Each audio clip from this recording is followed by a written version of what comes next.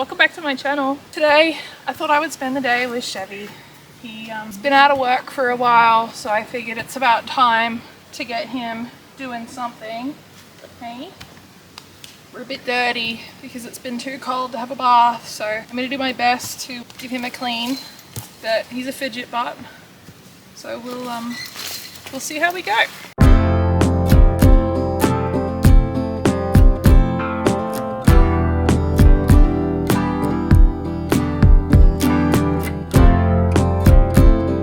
My grooming kit here. I'll try and get you to stand properly and we'll get started. Starting off with a flick brush just to get rid of the initial dirt. This one is from Hairy Pony. I love it.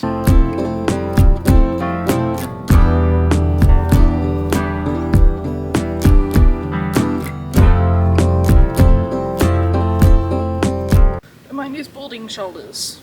It's from his rug. There's not that much that I can do about it. He's sort of in between sizes of rugs, which makes life really difficult because he's, what, 15'3", but because he's got such a short back from the middle of his chest to his bum, he's exactly 6'1.5", and rug sizes go up in 3 inches, so he's been wearing a 6 foot, but that's slightly small, and he has 6'3", which is slightly big. So it's like, one's too big and it rubs, and the other's too small and it rubs. So we can't win. Hey, no, we can't win. So after the flick brush, I like to go in with the copper body brush, also from Hairy Pony. I find the copper bristles bring all of the dust to the surface a lot easier, and then I use the flick brush just to flick it off.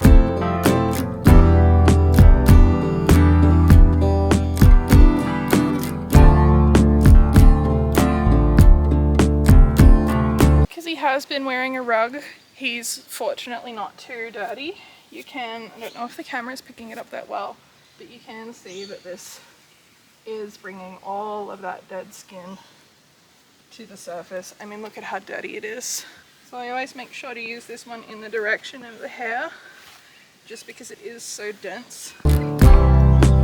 So after the copper brush, I like to go in with a softer body brush. This one's the goat hair one from Filmora. I love it. It's a bit dirty at the moment. I need to clean all my brushes. But we haven't had the nicest weather, so none of them would have dried. I like this one because it's soft and it picks up all of the finer dust that those other 2 brushes might have missed. So after I do the body, I like to then do the mane and tail.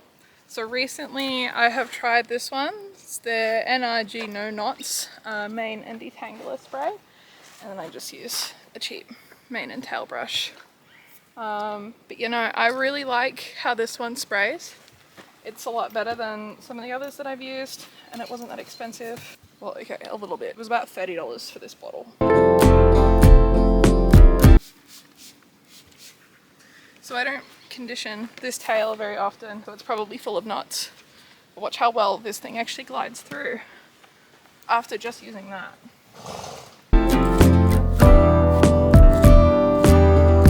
That's crazy.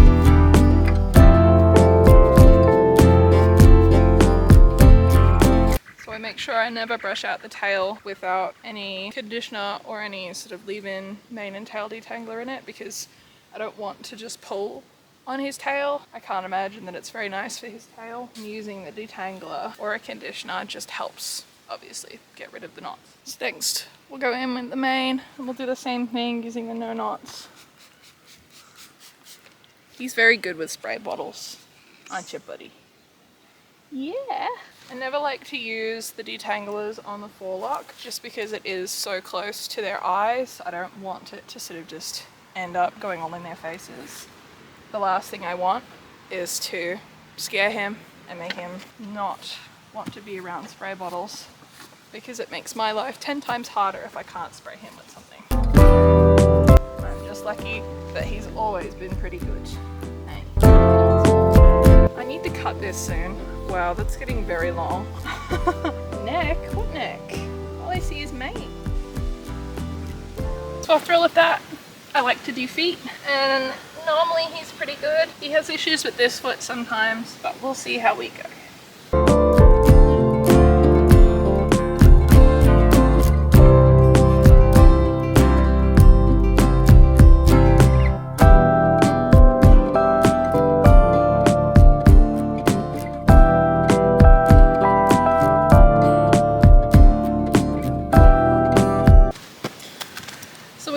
To lunge now. He has had about a month off, probably a little bit more since the last proper lunging session. You know, I've had my chronic illness flare up, he's been lame, I haven't had time.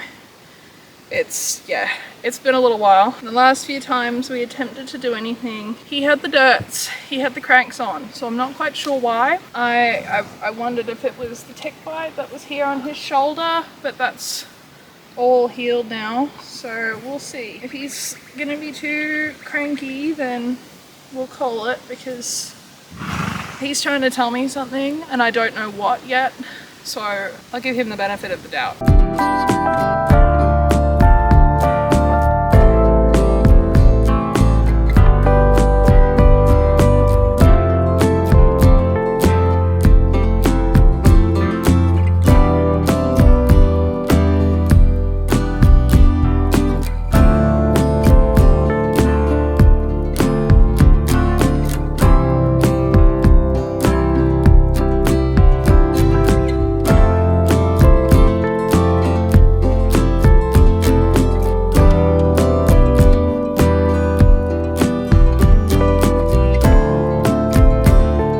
Stink face is very abnormal. What I just did there was a little bit of a hot and cold, just sort of scratched along his body and sort of touched and poked in a few different spots to see where the pain was. You know, was it a shoulder issue? Was it a back issue? And he didn't love it when I started to scratch down near his flank on the back of his ribs. So I wonder if it's ulcers, which is great. It's always one thing after the other with horses, isn't it? It's not one thing, it's another. The second they get over one thing, another arises. I guess it's time to look into an ulcer treatment or to call the vet. Hey?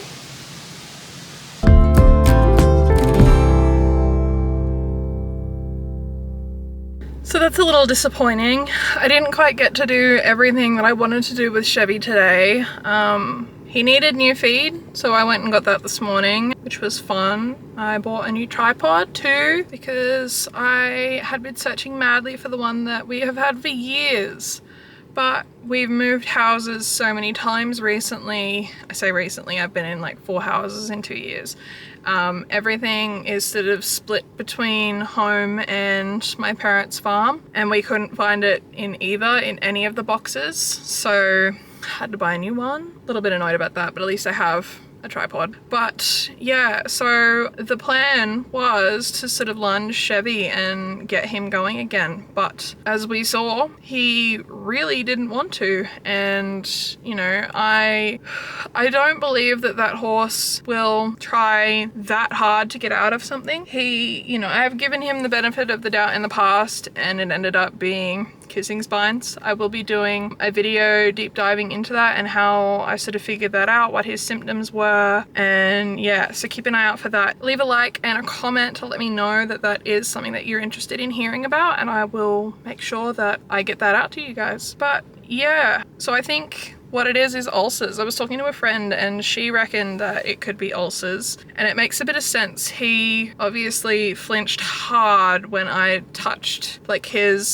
the back of his ribs, sort of in the flank area, on the back of his belly. And yeah, obviously I don't want to piss him off. I don't need to upset him. I don't need to put myself or him in a dangerous situation where either of us are freaking out because someone's in pain. So left it, but at least now I have a better idea of what his problem actually is, and I should be able to start to help him. Guess I won't be doing a whole lot with my horse this week, which is a little bit annoying and very frustrating, but it is what it is. I really hope you enjoyed today's video. Just a short one this week. Subscribe if you'd like to see me and my horse a little bit more often. My goal has been to get a video out every Saturday. Subscribe, hit the bell to be notified every single time that I post, which yeah, should be Saturday morning, Australian Eastern Standard Time. Follow us on Instagram and TikTok, also at OliveandTheOTTB, to keep up with everything else that we're doing. Thanks, have a lovely day, bye!